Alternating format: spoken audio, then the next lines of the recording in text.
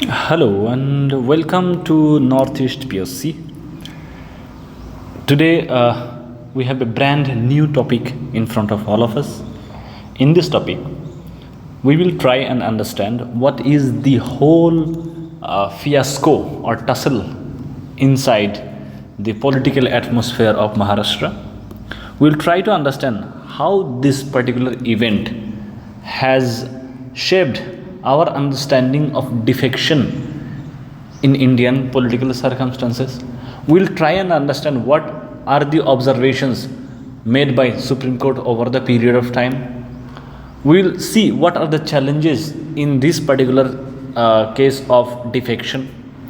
We'll understand what is this political background. We'll completely go through political to non-political conversations. So first we'll understand the whole scenario, then we will try to understand what has transpired over the last 2-3 years, and finally we will end up with what are the things that we must do in order to make our political scenario more effective, more democratically sound one. Okay, so without any further delay, I am Nazrul Islam welcoming you all of you to today's class. So let us begin today's discussion. So let us understand how this case of Shiv Sena versus Shiv Sena came into light. Okay, Shiv सेना versus Shiv सेना. तो आज की जो आपका discussion है, it will start from political. Okay, I am not taking any side, I have no interest whatsoever, but you need to understand this background. Okay, background समझने की कोशिश करते हैं. तो आपका 2019 में क्या होता है, 2019 में आपका इलेक्शन होता है आपका महाराष्ट्र में. इलेक्शन से पहले बीजेपी और शिवसेना के बीच में क्या होता है, आपका अलायंस होता है. शिवसेना के बीच में अलायंस होता है, इसको बोलते हैं pre poll alliance. Pre poll alliance बोले तो कि इलेक्शन होने से पहले ही ये तय किया जाता है कि इलेक्शन जीतने के बाद हम साथ मिलकर सरकार बनाएंगे and this particular individual will become the chief minister. So what happened is BJP did not declare the chief ministerial candidate, neither Shiv Sena did.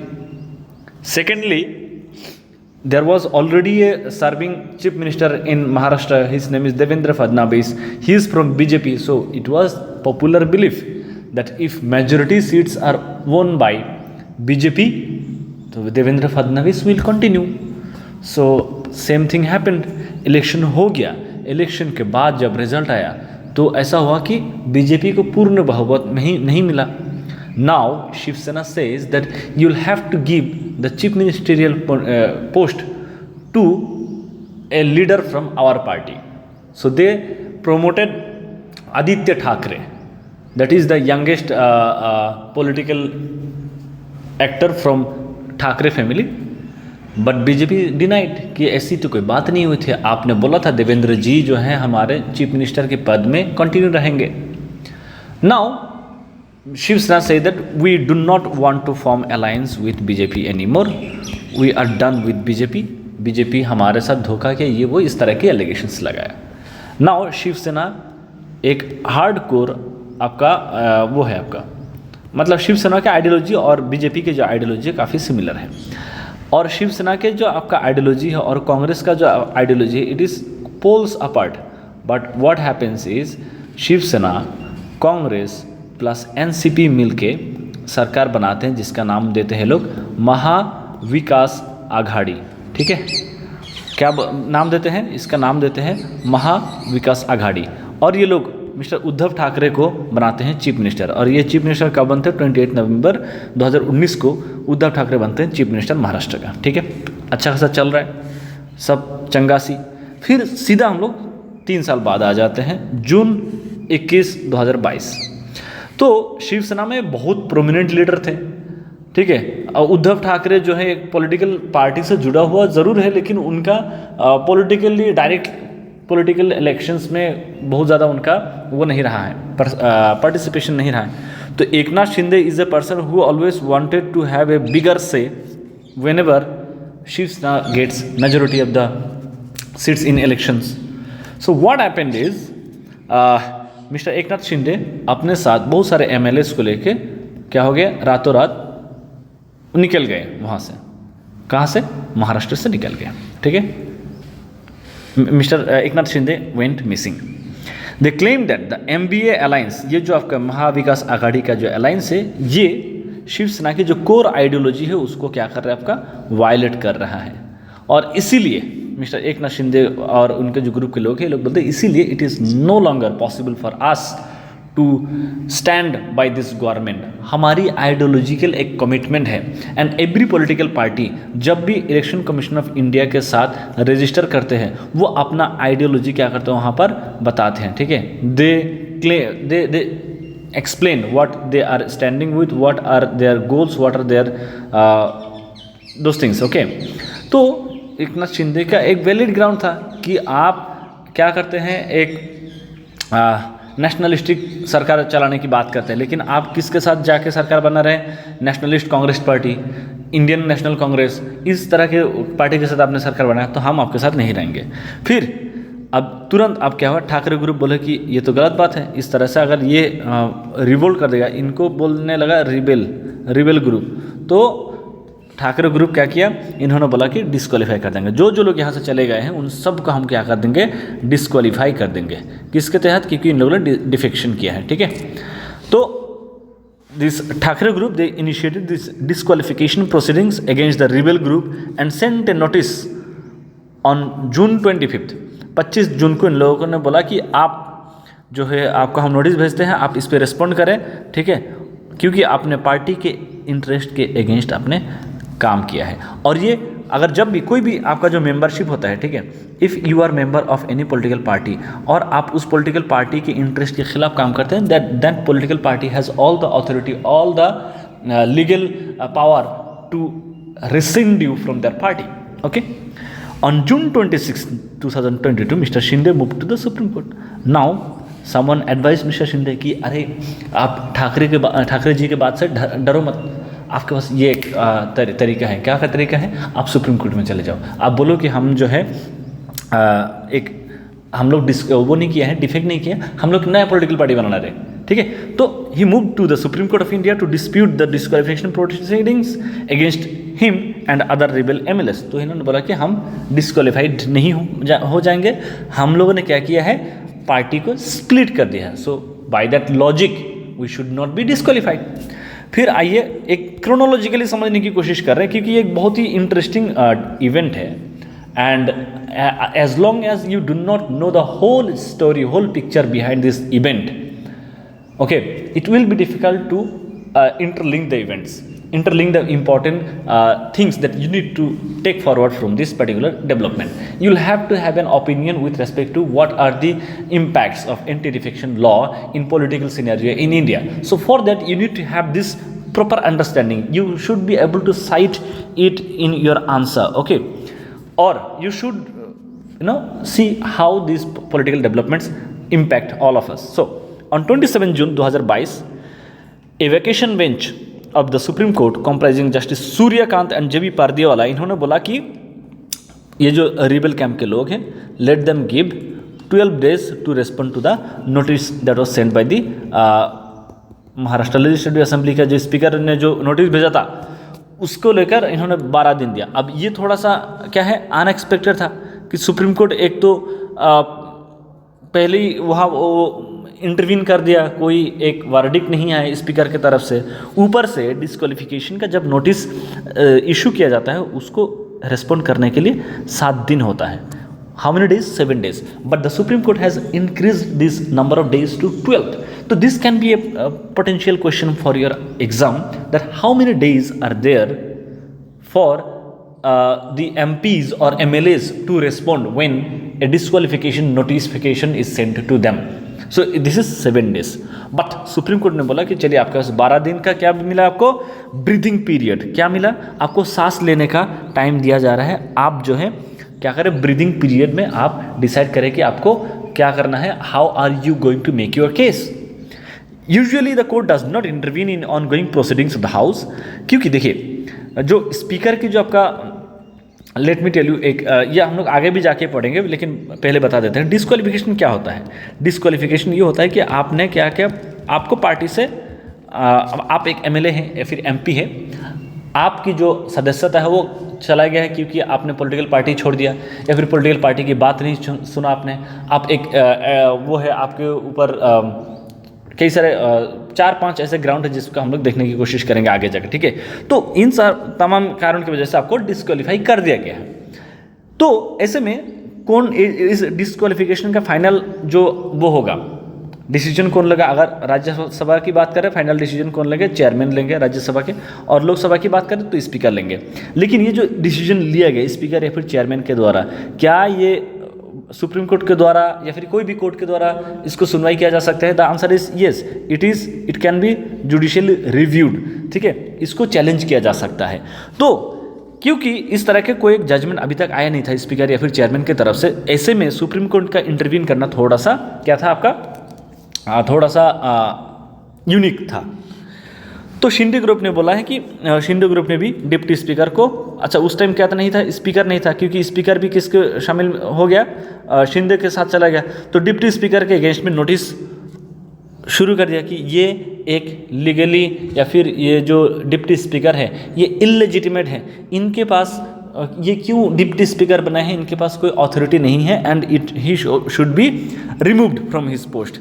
और उस टाइम जो शिंदे ग्रुप है ये लोग गवर्नर भगत सिंह कोश्यारी उस टाइम गवर्नर थे, गवर्नर के पास गए और जाके बोला कि आप जो है हमें सरकार बनाने का मौका दें। और उन्होंने बोला कि हम लोग महाविकास आघाड़ी से अपना जो समर्थन है, हमारी जो सपोर्ट है, we have revoked our support and we need to form a government, we think that we have majority with अस।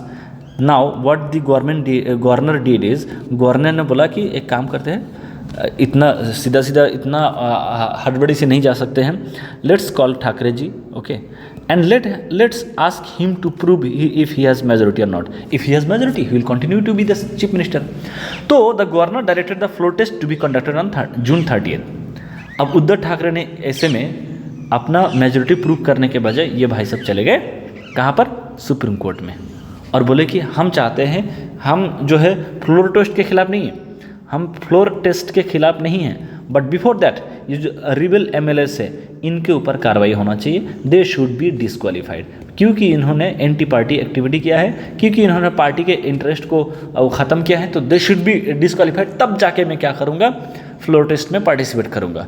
लेकिन सुप्रीम कोर्ट ने बोला नहीं, इसमें हम लोग इंटरवीन नहीं कर सकते, ठीक है, आपका जो गवर्नर बोल रहे हैं आप उस बात को सुनिए। तो बोला कि आप जो है आपका जो फ्लोर टेस्ट का जो बात है उसको आपको करना पड़ेगा। Soon after the Supreme Court's order, Mr. Thackeray resigned without facing the floor test. तो जब सुप्रीम कोर्ट ने इन्होंने हाथ खड़े कर दिया तो ठाकरे जी ने अब अपना मेजोरिटी प्रूव करने के बजाय सीधा रिजाइन ही कर दिया, ठीक है। ये सारी चीज़ें अभी तक समझ में आ रहा है। अब 22 अगस्त में चले आते हैं। 22 अगस्त में क्या हुआ, एक 3 जज बेंच था, ठीक है, CJ NV रामन्ना उस टाइम के जो CJ थे, जस्टिस कृष्णा मुरारी एंड हिमा कोहली, इन लोगों ने बोला कि ये केस थोड़ा सा पेचीदा हो गया है, the case has become a bit complex, that is why we refer this case to a 5 जज बेंच, ठीक है, 5 जज बेंच को ये केस भेजा जाता है। अब 5 जज बेंच 2023 में आ गया, फरवरी 14 2023, it is not Valentine day के लिए हमारे लिए इंपॉर्टेंट नहीं है यहाँ पर इस दिन में, मतलब ये सारे डेट आपको बिल्कुल भी याद नहीं रखना है, we are just tracking the progress of this particular event. तो एक 5 जज बेंच था, CJ DY चंद्रचूड़ के उसमें अध्यक्षता में, ठीक है, इन्होंने हियरिंग शुरू किया और इस हियरिंग के दौरान ठाकरे साइड ने बोला कि ये हमारा जो केस है इसको और बड़े उसमें भेजा, आप 7 जज बेंच को भेजे ताकि हमारी जो आर्ग्यूमेंट्स है उसको और बेहतरीन तरीके से सुना जाए। तो सुप्रीम कोर्ट ने बोला नहीं, अगर पूरी जो आपका वो है आपका केस की जो केस है उसको हम पूरा डिटेल में सुनने से पहले हम इसको 7 जज बेंच में नहीं भेज सकते, ठीक है। नाउ ये हो गया, हम लोग क्या देख रहे हैं, यहाँ तक हम लोग समझ में आ सकता है। अब देखते हैं कि ठाकरे साइड की जो ठाकरे जी के साइड में जो आपका MLAs थे या फिर उनका क्या आर्ग्यूमेंट रहा है और शिंदे जी के तरफ से क्या आर्ग्यूमेंट रहा है, ठीक है। तो Thackeray faction claim that Shinde's factions actions disregard for the party whip. देखिए पार्टी व्हिप क्या करता है आपका, पार्टी व्हिप होता है, हर पार्टी का एक क्या होता है आपका असेंबली के अंदर या फिर पार्लियामेंट के अंदर उनका एक व्हिप होता है, और व्हिप जो बोलेगा आपको वो मानना पड़ेगा, ठीक है।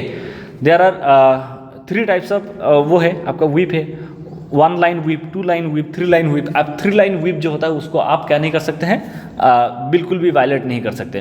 तो यहाँ पर क्या बोल रहे हैं कि ठाकरे फैक्शन बोल रहे हैं कि इन लोगों ने व्हिप की बात को डिसरिगार्ड किया है, ठीक है। The appointment of a new deputy speaker, the call for a floor test and insistence of the Shinde factions majority or are all acts of defection. तो बोला कि ये सारे चीज़ें क्या है, आपका डिफेक्शन कहलाता है। ये जो बोल रहे हैं कि डिप्टी स्पीकर को हटाना चाहिए, ये बोल रहे हैं कि हमारा मेजोरिटी प्रूव करना चाहिए, ये बोल रहे हैं कि मेजोरिटी जो है शिंदे फैक्शन के साथ है, ये सारे चीज़ें क्या जाता है, पार्टी के खिलाफ जाता है, व्हिप के डायरेक्शन के खिलाफ जाते हैं, इसीलिए दे शुड बी डिस्क्वालीफाइड, ठीक है।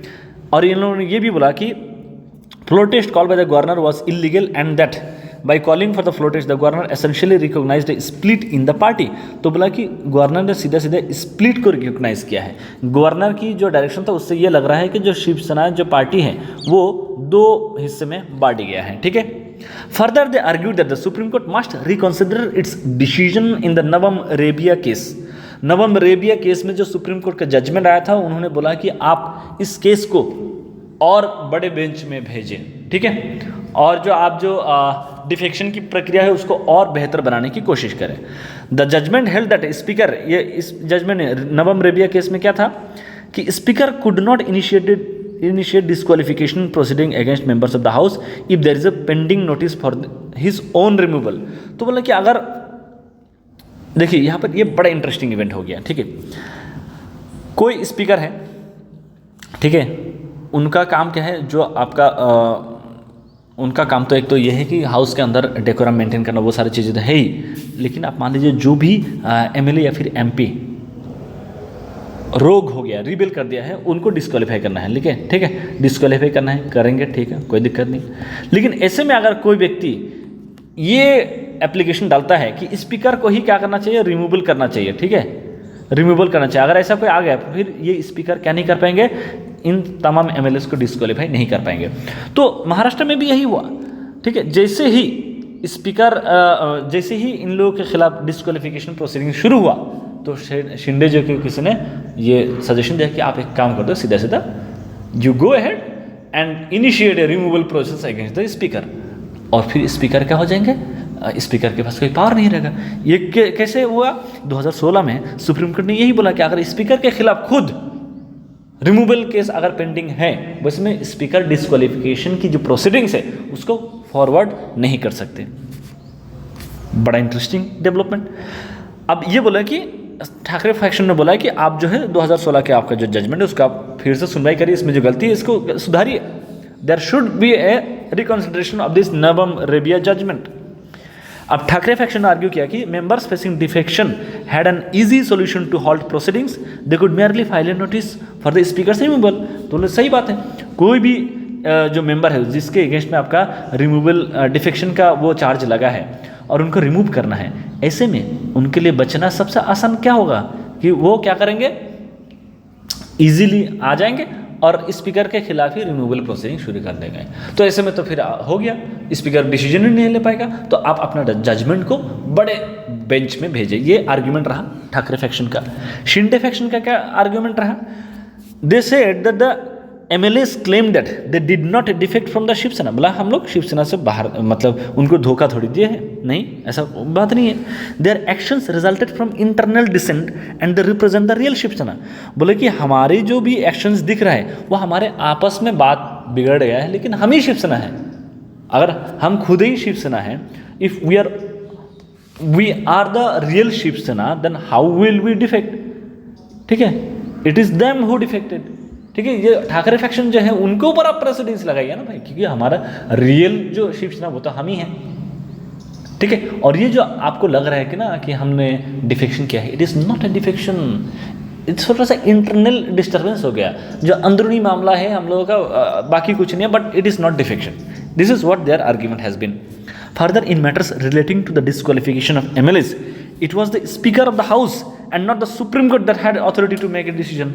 तो इन्होंने बहुत बढ़िया बात बोला है कि अगर कोई डिस्क्वालिफिकेशन की बात है, ठीक है भाई, मान लेते हैं आपका डिस्क्वालिफिकेशन हमारे अगेंस्ट में किसी ने वो किया है, शुरू किया है, तो इसका जो डिसीजन है ये स्पीकर लेंगे ना भाई, स्पीकर लेंगे, not the supreme court. Supreme court के पास आप भले ही बाद में जाके चैलेंज कर सकते हैं, but supreme court will not decide whether someone should be disqualified और नॉट, ठीक है। They also argued that the governor was within rights to order floor test as he had enough reason to believe that Mr. Thackeray did not enjoy the majority of the house। और ये भी सही बात है, अगर कभी भी कुछ लोग रिवोल्ट करें वैसे में अगर गवर्नर बोले कि आप अपना मेजोरिटी प्रूव करें, there is no wrong. More the argued that the नवम Rebia made it clear that, और इन लोग नवम रेबिया जजमेंट को सपोर्ट कर रहे हैं कि they made it clear that when a notice for removal of a speaker is pending he cannot conduct disqualification proceedings against other members of the house.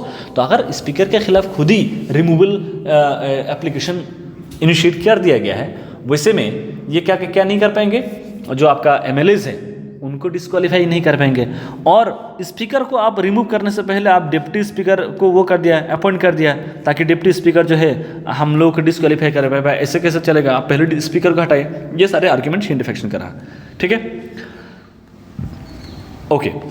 On February 17, 2023 election commission ने क्या बोला, election commission ने थोड़ा सा और एक एकदम इसमें चिंगारी में आग लगा दे, आग में और थोड़ा सा चिंगारी डाल दे, क्या समथिंग लाइक दैट। इन्होंने बोला जो शिवसेना की जो आपका सिंबल है, पार्टी सिंबल है ना, ठीक है, वो शिंदे फैक्शन को भी दे दिया। बोला कि तुम्हारा भी एक ले लो, क्योंकि तुम्हारे पास काफ़ी सारे एमएलएज हैं।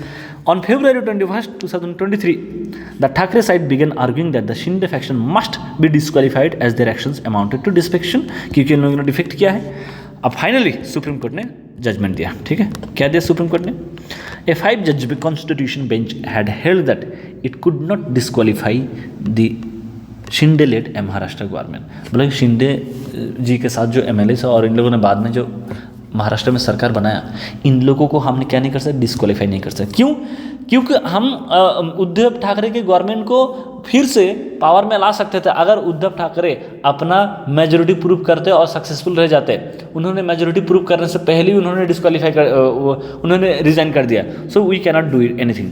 तो यहाँ पर सुप्रीम कोर्ट ने बोला कि ये मॉरली गलत है, ये नहीं करना चाहिए था, लेकिन हम कुछ नहीं कर सकते क्योंकि लॉ यहाँ पर वायलेट नहीं हुआ है।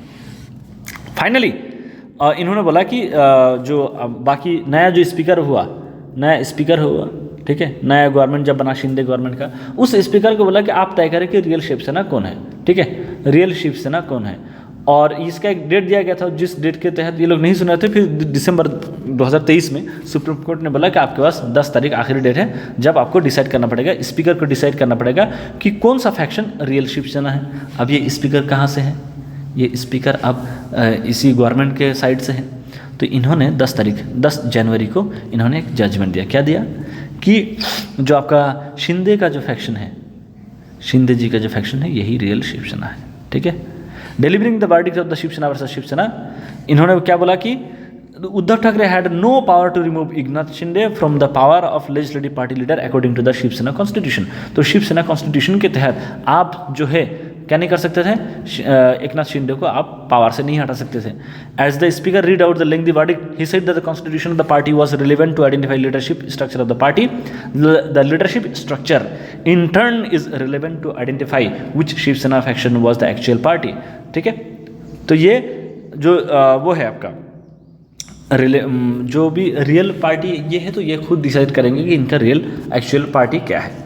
तो ये सारी चीज़ें हम लोगों ने देखा कि प्रॉपर बैकग्राउंड ये बहुत ज़रूरी था समझना ये, क्योंकि डिफेक्शन आज के डेट में रिसेंटली अगर हम बात करें बहुत ज़्यादा क्या बन गया आपका, रिलेवेंट हो गया। रिलेवेंट मतलब हर साल हर इलेक्शन के टाइम में आपको कोई ना कोई व्यक्ति एक पार्टी को रिजाइन करके दूसरी पार्टी ज्वाइन कर रहे, जीतने के बाद, ठीक है, जीत रहे एक पॉलिटिकल पार्टी के टिकट से, फिर उसके बाद रिजाइन करके फिर री इलेक्शन हो रहा है, वहाँ पर जीत रहे हैं। तो डिफेक्शन बहुत ज़्यादा हो रहा है, ठीक है।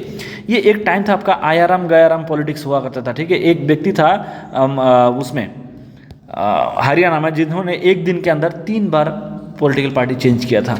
तो ये सारी चीज़ें होने की वजह से हम लोग कह सकते हैं कि जो आपका राजीव गांधी गवर्नमेंट है, राजीव गांधी जी के गवर्नमेंट ने क्या किया था, वो आयाराम गयाराम पॉलिटिक्स की जो आपका है उसको रोकने के लिए इन्होंने क्या लाया, आपका एंटी डिफेक्शन लॉ लाया, ठीक है।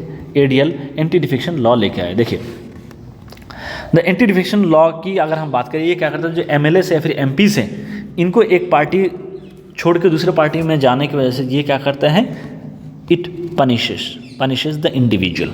ये पहली बात है। पार्लियामेंट ने क्या किया, इस एंटी डिफेक्शन को एक नया शेड्यूल में कॉन्स्टिट्यूशन के अंदर ऐड कर दिया गया, ठीक है, इन 1985।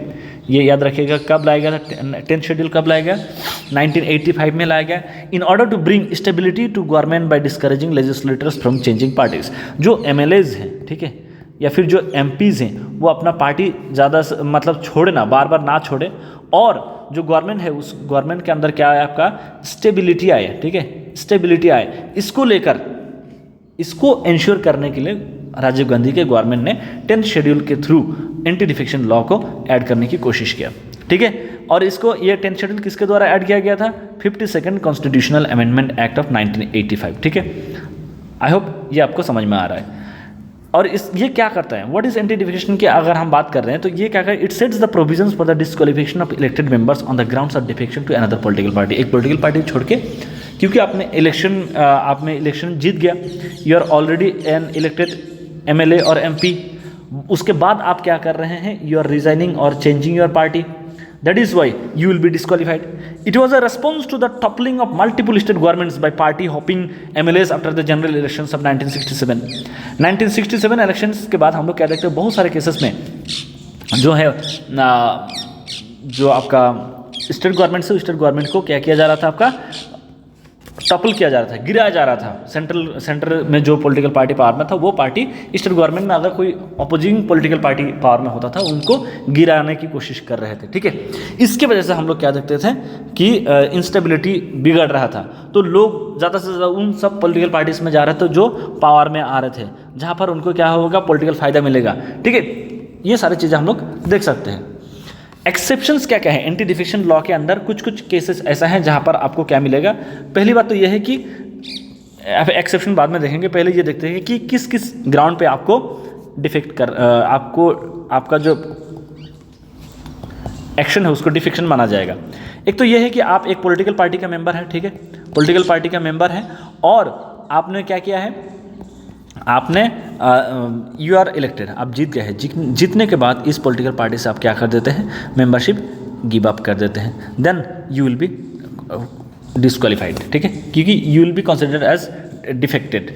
फिर दूसरा क्या है, वायलेशन ऑफ इंस्ट्रक्शंस। जो आपकी जो पार्टी का व्हिप है, ठीक है, पॉलिटिकल पार्टी जो है, जो आपको परमिशन, जो आपको ऑर्डर दिया गया, जो आपको डायरेक्शन दिया गया है, ठीक है, कि अगर आप मान लीजिए पार्लियामेंट के अंदर जा रहे हो, तो आज एक पर्टिकुलर बहुत इंपॉर्टेंट बिल आ रहा है, वीमेन रिजर्वेशन बिल आ रहा है, और इस बिल के ऊपर तुमको क्या करना है, यस वोट देना है, और बस ये पार्टी की तरफ से, ये मान लीजिए ये पार्टी की तरफ से गाइडलाइन है। लेकिन आप क्या करते हैं, पार्लियामेंट में जाते हैं, आपका मूड कुछ और है, अब जाके यहाँ पर नो डाल देते हैं, और आपको लगता है ठीक है सब चंगासी, लेकिन ये आपने क्या किया, पार्टी के गाइडलाइंस को वायलेट किया। ऐसे में भी आपको क्या किया जा सकता है, डिफेक्शन माना जाएगा। उसके अलावा इलेक्टेड मेंबर्स, अगर कोई इंडिपेंडेंट एमएलएज हैं, एमपीज हैं, ठीक है, इंडिपेंडेंट एमएलए या फिर एमपीज हैं जो जीत चुका है, जीतने के बाद अगर ये क्या करते हैं, कोई भी पॉलिटिकल पार्टी में ज्वाइन करते हैं, कभी भी पॉलिटिकल पार्टी में अगर ज्वाइन करते हैं, then it will be considered as disqualification. चौथा क्या है, अगर कोई नॉमिनेटेड एमपी है, ठीक है, राज्यसभा में नॉमिनेटेड एमपी है, अभी रिसेंटली आपने देखा होगा रंजन गोगोई जी, जो former chief justice of India, ठीक है, रंजन गोगोई जी को क्या बनाया गया, राज्यसभा का एमपी बनाया गया, नॉमिनेट किया गया प्रेसिडेंट के द्वारा। आप मान लीजिए कि ऐसे में अगर ये व्यक्ति, जैसे इन्होंने नॉमिनेट हुआ, आप मान लीजिए 1 जनवरी को, ठीक है, 1 जनवरी 2024 को इनको नॉमिनेट किया गया, ठीक है। इनके पास क्या टाइम है, इनके पास टाइम है 1 जून तक टाइम है इनके पास, कि अगर ये 6 महीने के अंदर एक कोई पॉलिटिकल पार्टी ज्वाइन करते हैं, ठीक है, वेल एंड गुड। लेकिन अगर ये 6 महीने पार होने के जाने के बाद अगर कोई पॉलिटिकल पार्टी ज्वाइन करते हैं, then he will be disqualified. तो ये सारे चीज़ें हम लोग, ये सारे कारण हैं जिसकी वजह से डिस्क्वालीफाई किया जा सकता है। लेकिन कुछ कुछ एक्सेप्शन है। पहली बात तो ये है, it allows a group of MLAs to join another political party, ठीक है, जो आप मान लीजिए कि 30 एमएलए जो है आपके पॉलिटिकल पार्टी से है, ठीक है, उसमें से अगर 20 लोग वे आपका पॉलिटिकल पार्टी आईएनसी कांग्रेस छोड़ के 20 लोग अगर आप मान लीजिए कि बीजेडी बिजू जनता दल के साथ ज्वाइन कर देता है, तो ये 20 लोग क्या नहीं होंगे, डिस्क्वालीफाइड नहीं होंगे, क्योंकि यहाँ पर क्या हो गया, आपका मार्जर हो गया है। ये जो है आपका बहुत बड़े संख्यक जो लोग हैं, 2/3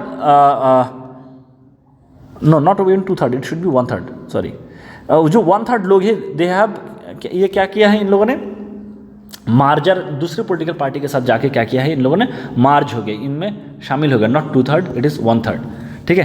तो 1985 एक्ट जो है एंटी डिफेक्शन लॉ जो है उनके अंदर, उसके अंदर ये बोला गया, तो 1/3 ऑफ द इलेक्टेड मेंबर्स, जो इलेक्टेड मेंबर्स है उसमें से अगर 1/3 लोग दूसरे पॉलिटिकल पार्टी के अंदर मार्ज हो जाता है तो उसको हम लोग डिफेक्शन नहीं मानेंगे, ठीक है।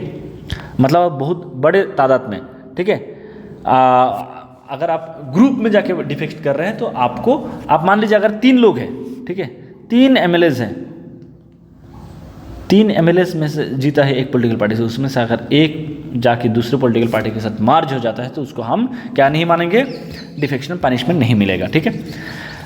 ये एक 1985 एक्ट एंटी डिफेक्शन लॉ के तहत बताया गया। 91st कॉन्स्टिट्यूशनल अमेंडमेंट एक्ट लाया गया 2003 में। ये बोलते हैं कि एटलीस्ट 2/3, ये पहले ये था 1985 में ये था, बाद में क्या हुआ आपका, इसको 2/3 बनाया गया, 2/3, ठीक है।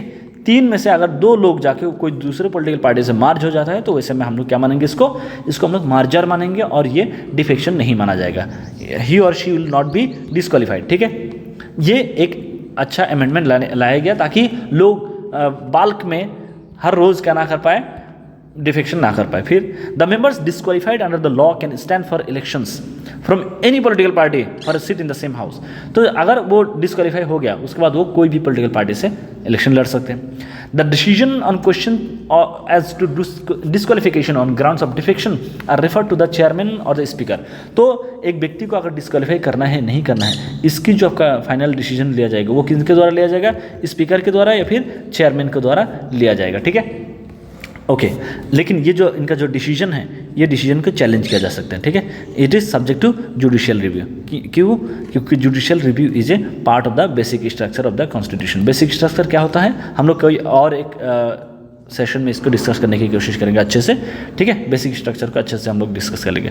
हाउएवर द लॉ, एक सिंपल केसेस में, शब्दों में क्या है, बेसिक स्ट्रक्चर की हम जब बात करें, वो सारे चीज़ें हमारे कॉन्स्टिट्यूशन की हर एक चीज़ को पार्लियामेंट चेंज कर सकते हैं एक्सेप्ट बेसिक स्ट्रक्चर। तो बेसिक स्ट्रक्चर क्या है, आप मान लीजिए कि देयर इज ए बिल्डिंग, ठीक है, आप मान लीजिए कि एक बिल्डिंग है, ठीक है। अब बिल्डिंग में आप जो बिल्डिंग का जो कलर है, कलर आप चेंज कर सकते हैं, इजीली चेंज कर सकते हैं, आप फैन चेंज कर सकते हैं, लाइट चेंज कर सकते हैं, इजीली चेंज कर सकते हैं, ठीक है। आप दरवाजे को नया दरवाजा लगा सकते हैं, ठीक है, ये सारी चीज़ें कर सकते हैं। लेकिन क्या आप इसके जो फाउंडेशन है, ठीक है, जो आप कॉन्क्रीट वगैरह जो फाउंडेशन था, इस फाउंडेशन को आप चेंज कर सकते हैं, आप उसको भी चेंज कर सकते हैं। लेकिन अगर आप फाउंडेशन चेंज कर दिया, क्या ये बिल्डिंग वैसे का वैसा रहेगा? The answer is no, it will be a new building, मतलब कि आपका पुराना बिल्डिंग खत्म हो जाएगा। सो दैट इज हाउ हमारे कॉन्स्टिट्यूशन में कुछ चीज़ें हैं, अगर उसको आपने बदल दिया तो कॉन्स्टिट्यूशन पूरी तरह से नया हो जाएगा, ठीक है। It will no longer be the original constitution that was gifted by the constituent assembly to the people of India. तो उसको हम लोग बेसिक स्ट्रक्चर बोलते हैं। उसी तरह से जुडिशियल रिव्यू जो है हमारा बेसिक स्ट्रक्चर का पार्ट है। तो ये सारी चीज़ें हम लोग यहाँ पर देख सकते हैं। आप ये एक थोड़ा सा एनालिटिकल पार्ट में आ जाते हैं अभी, ठीक है। आई होप यहाँ तक आपको समझ में आ रहा होगा। I hope I am successful in keeping you intact to this conversation, okay. चलिए, लेट अस सी कि if there is defection in our political system, if every now and then our elected leaders they change the political party, if there is a party X, there is a party Y, we contest, we vote our we give our this second vote and one person is elected as MLA or MP, we bestow all our faith, all our trust on that particular individual because he or she is associated with a political party. ऐसे में if that person goes ahead and changes his or her political association, how can that be a justification? How can that be a justice to thousands and lakhs of people who have bestowed their confidence and trust in this particular individual? So all these things we will try to understand. सबसे पहली बात की है, अगर defection बहुत ज़्यादा होने लगेगा, जो हमारा सरकार व्यवस्था है वो इनस्टेबल हो जाएगा, अनस्टेबल हो जाएगा। हर आप हर 2 महीने 3 महीने में आपको क्या मिलेगा, जहाँ से बढ़िया ऑफर आएगा, ठीक है, because so much money is involve in this particular activities, ठीक है, करोर्स एंड करोर्स ऑफ मनीज। तो अगर आप मान लीजिए किसी को, let's just assume, I don't know how much money एक दूसरे को देते हैं, बट लेट्स जस्ट एज्यूम कि आप मान लीजिए 50 करोड़ रुपया अगर किसी को दिया जाए, will that person not think of shifting the political membership? तो अगर ऐसे में हुआ या हर कुछ दिन में ऑफर बदलती रहेगी, आप पार्टी बदलते रहेंगे, तो इंस्टेबिलिटी आ जाएगा। वोटर रिप्रेजेंटेशन की अगर हम बात करें, डिफेक्शन क्या करता है, आप जो वोटर की जो ट्रस्ट है, आप उनके साथ धोखा कर रहे हैं। वो जो आपको एक उम्मीद के साथ जो आपको चुना गया है, एक उम्मीद के साथ जो आपको भेजा गया है कि आप उस पर्टिकुलर एरिया के लोगों के इंटरेस्ट के लिए बात करेंगे, उस पर्टिकुलर एरिया के जो आपका डेवलपमेंट है, उस डेवलपमेंट के लिए आप काम करेंगे, all those things will go in vain because you have betrayed the trust of thousands and lakhs of people who have given you their secured vote. Then there is another important issue is ethical concern. Now the problem is many people will define their ethics in their own way. जो मेरे लिए ethical है, हो सकता है आपके लिए ethical ना हो, but there is something called general acceptance. Okay, there is a general definition of what ethics is. You cannot contradict that definition. If you want to stay in the society, if you are a social animal, it is your duty to follow certain basic minimum guidelines of the society, otherwise you will be outcasted, ठीक है। तो defection raises ethical concerns as they may be perceived as opportunistic move driven by personal gains। आप personal gains के लिए 1 लाख 1.5 लाख 3 लाख 5 लाख लोग जो आपको vote देके जिताते हैं, उन तमाम लोगों की इंटरेस्ट को आप दरकिनार कर देते हैं। You put their interest aside and you prioritise your own interest. This is ethically immoral. This is wrong. Okay? There cannot be this cannot be refuted. No? अगर मैंने आपको MLA के आपको वोट देके आपने जिताया है हम लोगों ने, और आप हमारे लिए नहीं बात कर रहे हैं, आप हमारे इंटरेस्ट के लिए नहीं बात कर रहे हैं, आप बेतुकी चीज़ों पे, बेतुकी इश्यूज़ पे आप टाइम ज़ाया कर रहे हैं, isn't it a violation of the ethical conduct that you should have towards the people that have chosen you? Okay? उसके अलावा क्या है, party dynamics. Defection influence party dynamics by altering the balance of power within the political parties. Political party के अंदर क्या हो जाता है, आपका बहुत सारे अलग अलग क्या होने लगता है, आपका फैक्शन होने लगते हैं। When this factionalism happens with in the political party, उस पॉलिटिकल पार्टी की जो आपका रिलेवेंस है, उस पॉलिटिकल पार्टी के जो आपका वो है एफिशिएंसी है, इफेक्टिवनेस, वो सारी चीज़ें कॉम्प्रोमाइज़ होने लगती हैं, ठीक है। उसके अलावा लेजिस्लेटिव फंक्शनिंग की अगर हम बात करें, पार्लियामेंट्री सिस्टम में डिफेक्शन क्या कर सकते हैं, हमारा जो legislature, what is the work of A legislature? Legislature हम लोग किसको बोलते हैं, MP या फिर MLA जो हैं, जो लोग कानून बनाते हैं उनको हम लोग लेजिस्लेचर बोलते हैं। तो लेजिस्लेचर का जो काम है वो क्या है, आपका लॉ मेकिंग है, और law making is a serious business, ठीक है, it is a very very serious business, क्योंकि यू गाइस आप जो है 543 + 245 इतने MLAs, इतने MPs, राज्यसभा MP और लोकसभा MP मिलके पूरे देश के लिए कानून बना रहे हैं। And this many people, how many people, like 788 MPs are there, and this 788 people are making laws which will govern 1.4 billion population. How serious that event is? कितना सीरियस एक मुद्दा है। इतने सारे लोगों को एकदम रेस्पॉन्सिबली बिहेव करना पड़ेगा, इतने सारे लोगों को रेस्पॉन्सिबली अपनी ड्यूटी को निभाना पड़ेगा, because you are not bestowed with anything which is superfluous, not anything which is non serious, it is extremely serious job. So law making is a serious job, but if defection happens every now and then, this serious task, this very sacred task, okay, will be compromised. It may lead to a lack of coherence in policy making, as members may vote based on personal interest rather than party ideology. And most importantly, another thing, impact on opposition. This defection can weaken the opposition, ठीक है, weak कर देगा जो opposition political parties है, वो उनको weak कर देगा. And mind you, any kind of democracy, if there is no political party which is opposing the ruling government, if there is no opposition political party, then कोई भी देश की बात करें, if there is no opposition that country will become tyrannical, ठीक है। जो भी आपका वहाँ का लीडर है, ठीक है, वो क्या कर धीरे धीरे क्या बन जाएंगे, टिरानिकल बन जाएंगे, वो तानाशाह बन जाएंगे। ही और she will try to maximize power and there is a famous quotation by Lord Acton, power corrupts and absolute power corrupts absolutely. So these are the implications that can happen to any kind of democracy. In Indian context, we are a very diverse country. We are a big country. We are the most populous country in the world. In that scenario, we need a political setup which is committed towards the well-being of the people, which is committed towards the development and political commitments or all those things mentioned in their manifestos. Those things should be upheld by the political leaders. We must have serious political leaders. We must have ethically upright political leaders. All those things are important. Otherwise, our interest will be seriously jeopardized. Now, anti-defection law के अंदर ही कुछ खामियां हैं. There are some issues with the anti-defection law. वो क्या है? पहली बात तो ये है कि जो आपका स्पीकर है, ठीक है, स्पीकर या फिर चेयरमैन की अगर हम बात करें, स्पीकर और चेयरमैन ही और she will decide on the disqualification thing, but there is no time frame, ठीक है। ये 1 महीने में भी सुन सकते हैं, 2 दिन में सुन सकते हैं, 2 साल में सुन सकते हैं कभी, so there is no time frame, ठीक है। ये एक बहुत बड़ा इशू है और इसीलिए क्या हो जाता है, आपका जो आपका स्पीकर जिस भी पॉलिटिकल पार्टी से होता है, उस पॉलिटिकल पार्टी के हित में, उस पॉलिटिकल पार्टी के फेवर में काम करने लगता है, और ये हर जगह देखा गया है, ठीक है।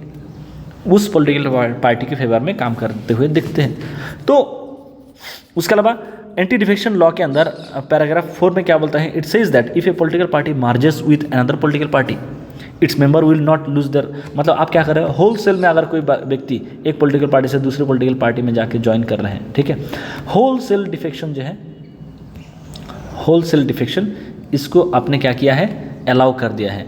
आप जो रिटेल डिफेक्शन है, ठीक है, इंडिविजुअल डिफेक्शन जो है, उसको आप नहीं होने दे रहे, तो ये एक क्या है, आपका लूपहोल है एंटी डिफेक्शन लॉ के अंदर। आपने एंटी डिफेक्शन को रोका नहीं है, आपने इसको थोड़ा सा वो बना दिया है, बस इसकी नेचर को बदल दिया, बट एंटी डिफेक्शन तो हो ही रहा है, ठीक है। रोल स्पीकर का जो रोल है वो हम लोग देख सकते हैं, होलसेल डिफेक्शन हो गया। नो रूम फॉर डिसेंट, अगर कोई भी MLA, ठीक है, या फिर MP अपने ही पॉलिटिकल पार्टी के खिलाफ कुछ बोले, ठीक है, अपने पॉलिटिकल पार्टी के खिलाफ कुछ स्टैंड ले, तो वैसे में हम लोग क्या देखेंगे, that person will be disqualified. तो अगर मान लीजिए कि इट इज़ नॉट, ऐसा तो होगा नहीं कि पार्टी जो है 100% टाइम में सही रहेगा, कुछ ना कुछ इनिशिएटिव तो ऐसा ज़रूर होगा कि पार्टी का जो सही इनिशिएटिव नहीं होगा। वैसे में अगर कोई MLA, एक MP उस पार्टी के खिलाफ जाता है with in the legislative assembly और विद इन द पार्लियामेंट, फिर उनको क्या कर दोगे, आप डिस्क्वालीफाई कर दोगे। तो आप यहाँ पर जो है हेल्दी डिबेट और डिस्कशन का रास्ता नहीं छोड़ रहे हैं। Affects the debate and discussion, ठीक है, it affects the debate and discussion. And हमारा जो कोई भी डेमोक्रेसी जो है आपका वाइब्रेंट तब होगा when there is discussion, when there is debate, when there is proper policy formulation with taking everyone's opinion into account. उसके अलावा डिस्क्रिशनरी पावर जो स्पीकर की अगर हम बात करते हैं, ये हो गया। सुप्रीम कोर्ट का अलग अलग वर्डिक्ट आया है with respect to defection law, ठीक है। एक तो हम लोगों ने नवम रेबिया केस देखा। अब यहाँ पर देखिए कियोतो होलोहान वर्सेस जशीलहू एंड अदर्स, ये 1992 में ये केस आया था। इसमें सुप्रीम कोर्ट का क्या था, सुप्रीम कोर्ट ने बोला कि 10 शेड्यूल जो है इट इज़ कॉन्स्टिट्यूशनली वैलिड, ठीक है, इन्होंने कॉन्स्टिट्यूशन को वायलेट नहीं किया है, which contains the anti-defection provision. The court clarified that speaker's decision in disqualification matters is subject to judicial review. तो बोला कि स्पीकर उसको डिसीजन कर सकते हैं, ठीक है, किसी को डिस्क्वालीफाई कर सकते हैं, लेकिन उसको चैलेंज भी कर सकते हैं। अगर कोई चैलेंज करे, द रूम इज़ ओपन, ठीक है। ये कियोतो होलोहान केस में हम लोग देख सकते हैं, ठीक है। बट यहाँ पर इन लोगों ने क्या बोला कि सुप्रीम कोर्ट ने क्या बोला, but cautioned against interference in the speaker's subjective satisfaction. तो खाली ऐसा नहीं होना चाहिए कि स्पीकर को मन कर रहा है किसी को डिस्क्वालीफाई करने का तो उन्होंने कर दिया। इट इज़ नॉट, स्पीकर का एक इंडिविजुअल सेटिस्फेक्शन के ऊपर डिसाइड नहीं होगा। फिर उसके बाद और एक केस आया था आपका Ravi S Naik versus Union of India, ठीक है। ये केस था कि सुप्रीम कोर्ट ने यहाँ पर क्या बोला कि the speaker should decide disqualification matters promptly जल्दी जल्दी में आपको सुनना पड़ेगा, ठीक है, प्रॉम्प्टली सुनना पड़ेगा। लेकिन इन्होंने नहीं बोला कि कितने दिन में। ये प्रॉम्प्टली के जगह पे आप 10 डेज भी बोल सकते थे, 30 डेज भी बोल सकते थे, ठीक है, आपने प्रॉम्प्टली बोल दिया, लेकिन वहाँ पर टाइम नहीं डिसाइड किया। And suggested A time limit suggest किया, लेकिन उसको स्पेसिफाई नहीं किया कि 10 दिन होगा, 20 दिन होगा।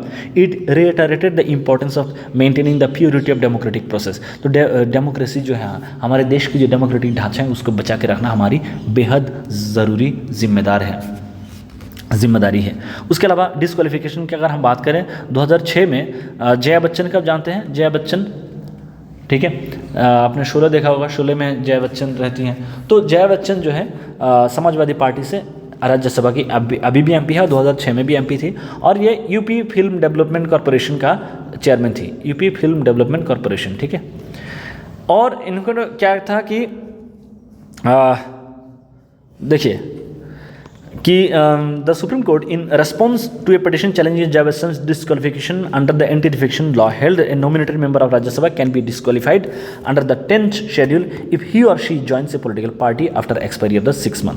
तो ये इस टाइम अभी she is from this party, Samajwadi party, लेकिन उस time she was a nominated Rajya Sabha MP. तो she accepted a post under the Samajwadi party political party जिसका नाम है यूपी फिल्म डेवलपमेंट कॉरपोरेशन। तो ऐसे में किसी ने चैलेंज कर दिया कि जया बच्चन की जो सदस्यता है वो चला जाना चाहिए, क्योंकि इन्होंने एक पॉलिटिकल पार्टी से कुछ एक्सेप्ट किया है despite the fact that she is a nominated MP. तो यहाँ पर सुप्रीम कोर्ट ने क्या बोला, held that A nominated member of the Rajya Sabha can be disqualified under the 10th schedule if he or she joins a political party after expiry of the 6-month period from the date of taking oath। ठीक है, ये सारी चीज़ें हम लोग supreme court के verdict को यहाँ पर देख सकते हैं। तो अब कुछ रिकमेंडेशंस है कि ये जो आपका शेमफुल इवेंट्स जो हो रहा है, naked display of disaffection towards the democratic procedure, the naked mocking of democratic setup, okay, constitutional mandate, ठीक है, पॉपुलर मैंडेट, ये सारे चीज़ें जो हम लोग देख रहे हैं, इसको सुधारने के लिए हमारे पास कुछ सुझाव आया है time to time from different legal luminaries, from constitutional experts, from the government of India, from this आपका यस, ये सारी चीज़ें हम लोग देखने की कोशिश करें। इलेक्शन कमीशन खुद कुछ बोला है, तो ये Goswami committee, law commission, NCRWC, ये सब गवर्नमेंट की वो है इनिशिएटिव्स होता है। तो दिनेश गोस्वामी कमेटी ने क्या बोला है कि propose that disqualification should be applicable in instances where a member voluntarily relinquishes a party. पहली बात तो ये है कि वो अपना पार्टी खुद छोड़ रहे हैं, तो वैसे में उनको क्या करें, आप उनको डिस्क्वालीफाई कर दीजिए, पहली बात। और वोट्स अगेंस्ट पार्टी डायरेक्शन, दूसरी क्या होना चाहिए, अगर पार्टी ने जिस तरह से वोट देने के लिए बोला, अगर वो वैसे वोट नहीं दे रहे, उसके अगेंस्ट वोट दे रहे हैं, तो ये 2 केसेस में आप क्या कर सकते हैं, उनको डिस्क्वालीफाई कर सकते हैं, ठीक है। लॉ कमीशन की 170th रिपोर्ट में लॉ कमीशन ने रिकमेंड किया कि eliminating exemptions for splits and mergers, treating pre poll electoral fronts as a single party under the 10th schedule and advising parties to issue whips only in crucial situation।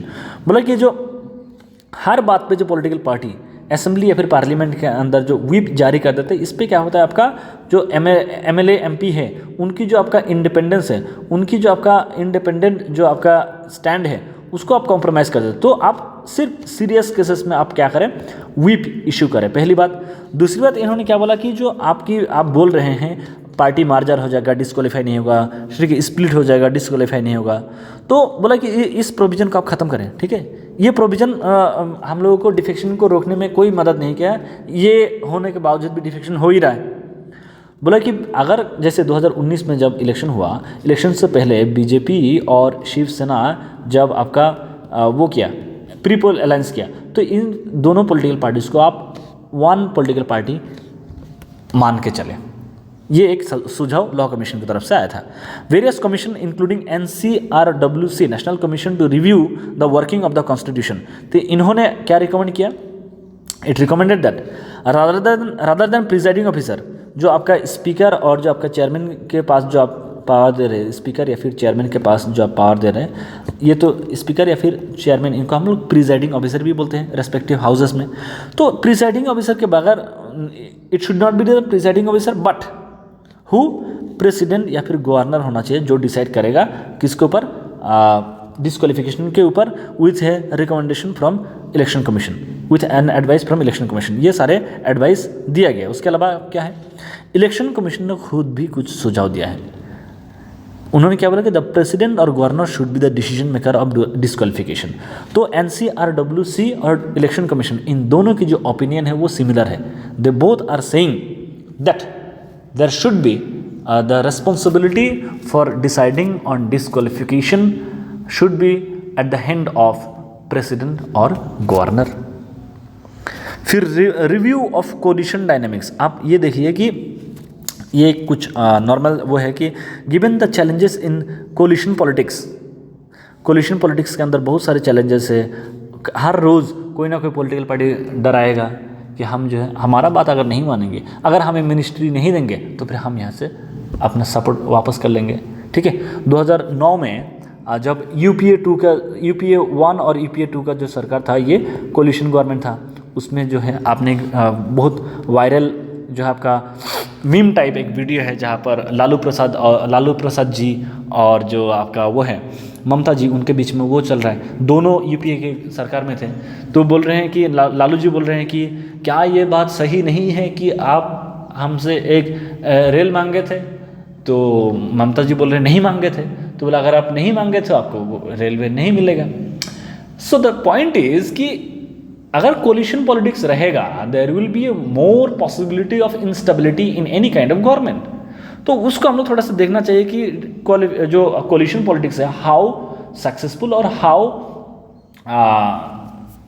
Affordable can it be in present circumstances. Okay, justice Verma जो है उन्होंने होलोहान judgement में कि तो होलोहान judgement ने ये बोला था कि जो स्पीकर का जो टेन्योर है, the tenure of the speaker is dependent on the continuous support of the majority of the house. जब तक मेजोरिटी हाउस का वो है, हाउस में एक पर्टिकुलर पॉलिटिकल पार्टी का मेजोरिटी है, तो तब तक स्पीकर की वैलिडिटी रहेगा। जब उस पार्टी की जो आपका मेजोरिटी खत्म हो गया, तो फिर स्पीकर की भी तो मैंडेट खत्म हो गया ना। Speaker is just sitting there just to ensure कि स्पीकर का ऑफिस वैकेंट ना हो जाए। नया स्पीकर आएगा तो पुराना स्पीकर चले जाएंगे, बट क्योंकि उनकी पॉलिटिकल पार्टी की मेजोरिटी खत्म हो गया है, तो उनका भी मेजोरिटी, उनकी जो मैंडेट है वो भी खत्म हो गया।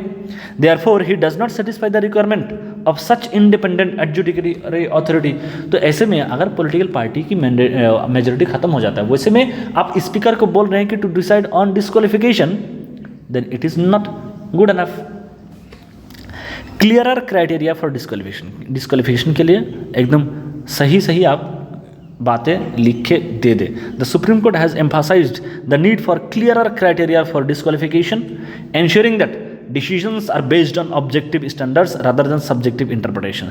भाई कुछ ऑब्जेक्टिव बातें करिए, ठीक है। सब्जेक्टिव इंटरप्रिटेशन तो हर पॉलिटिकल पार्टी की अलग अलग होती रहेगी, और कुछ फिक्स्ड क्राइटेरिया वो करें।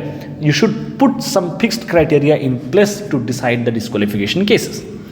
इंडिपेंडेंट ट्राइब्यूनल्स होना चाहिए, ठीक है। ये जो डिफेक्शन के केसेस है, इसको डील करने के लिए इंडिपेंडेंट ट्राइब्यूनल होना चाहिए to adjudicate on defection, to adjudicate. Okay, time bound disqualification, ये जो स्पीकर की जो मनमर्जी चल रहा है 2 महीना 5 महीना 5 साल, ऐसा नहीं चलेगा। There should be a time bound procedure, चाहे आप उसको 3 महीने की बात करें, चाहे 1 महीना, चाहे 10 दिन, what ever may be the case. Preventing party splitting, जो पार्टी जो स्प्लिट करने की जो प्रक्रिया आपने शुरू किया, ये जो होल सेल जो आपका डिफेक्शन की प्रक्रिया जो आपने दिया है, इसको भी भाई सब खत्म कर दीजिए, ठीक है। और जो प्रोटेक्शन ऑफ डिसेंट है, अगर पार्टी के अंदर कोई पॉलिटिकल लीडर डिसेंटिंग ओपिनियन दे रहा है, इसका मतलब ये नहीं कि ही और she will be disqualified. So these are the things that we must ensure in this whole debate of Shiv Sena conflict. अगर आप यहाँ तक आ गए हैं, if you have watched till this portion of the lecture, it means you found my lecture good enough, you found my lecture informative enough to stick to the lecture. Thank you if you have reached this far. We will see you in the next video in another important and interesting topic. If you have any observation, doubt, clarification, please ask me in the comment box. I will I'll be more than happy to respond to your queries. That shall be all for today. Thank you so much. Bye bye.